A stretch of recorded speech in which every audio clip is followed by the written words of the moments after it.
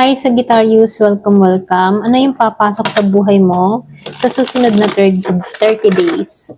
Give me the message for Sagittarius. Ano yung papasok sa buhay mo sa susunod na 30 days? Give me the message, Sagittarius. Ano yung susunod na papasok sa buhay mo within 30 days?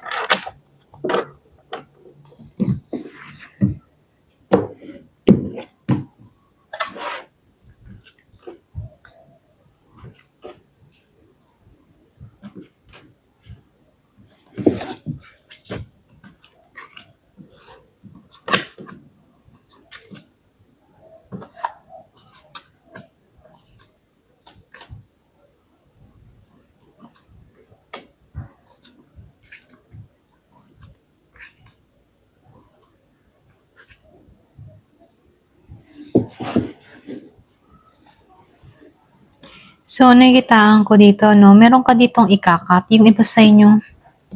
So, nakikitaan ko dito, meron ditong babangon mula sa mga matitinding pagsubok, isang bagong simula na kailangan ng tapang at disiplina, okay? So, nakikitaan ko dito pagdating sa Ten of Pentacles reverse, yung iba sa inyo, kumbaga babangon ka, okay?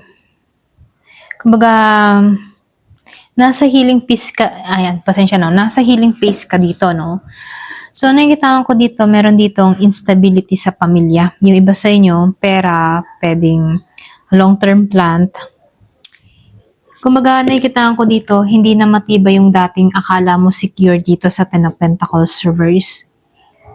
Pero ganun pa man, babangon ka dito sa Ten of Swords, okay? Kumbaga, hindi ka winasak dito, kundi nasa healing phase ka lang, okay? Kumbaga, nasa healing progress ka lang dito. So, nakikitaan ko dito, no, sa Nine of Cups, merong wish fulfillment ka dito. Pwedeng mga hiling na matutupad, pero merong kapalit na kailangan mong bitawan, ano?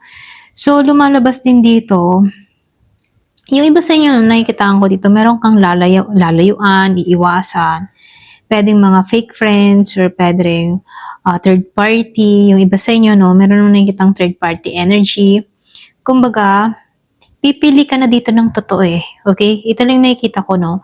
Kung may problema kapag dating sa relasyon, ano, kumbaga meron ka ng tatanggalan dito. Ito lang nakikita ko sa'yo. Kasi dito sa Ten of Pentacles reverse, merong hindi naging unstable eh. Kumbaga, hindi siya naging secure, okay? Lalo-lalo na sa pera or sa financial dito. Pero ganun pa man, ano, nakikitaan ko dito yung lakas ng loob mo sa pagbangon. So, dito, no, nakikitaan ko rin dito sa Wheel of Fortune reverse, ano, kumbaga, hindi pa kasi perfect yung timing, ano.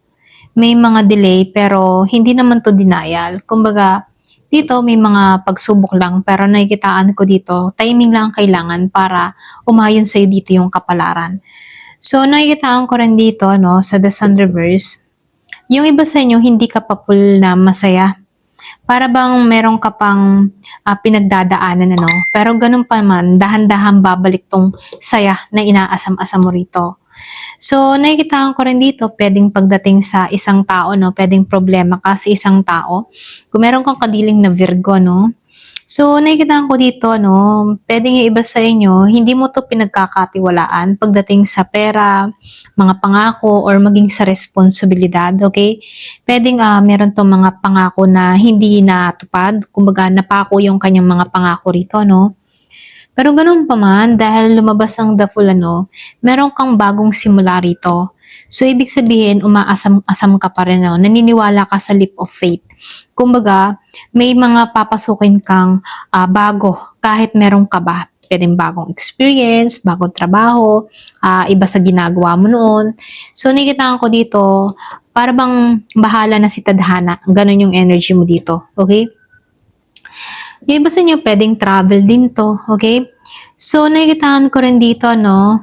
Yung iba sa inyo, matututo ka dito, no? Kumbaga, andito yung pag-iwas mo sa mga impulsive, sa mga maiinit ang ulo, or sa mga nagpa-promise na tao, okay? Kumbaga, iiwasan mo na to.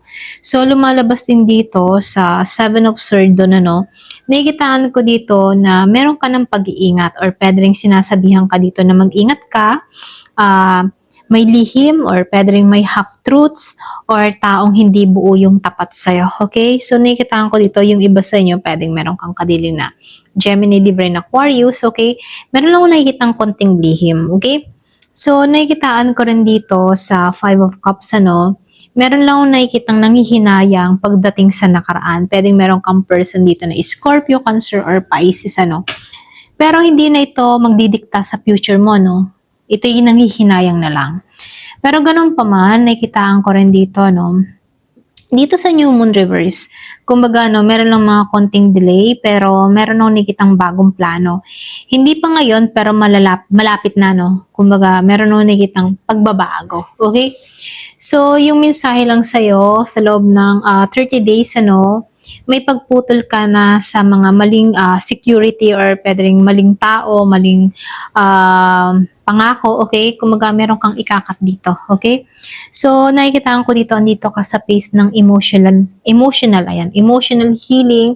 Merong bagong simula na nangangailangan ng tapang, okay? At ikaw yun, So, lumalabas dito, may mga taong kailangan mo ng layuan para sa pag-usad mo, okay? Pwedeng yung mga tao na toxic ang nakakapigil kung bakit hindi mo makita yung destination mo. So, ngayon, nakikita ko dito, magiging klaro para sa iyong lahat at alam mo na yung gagawin rito, okay?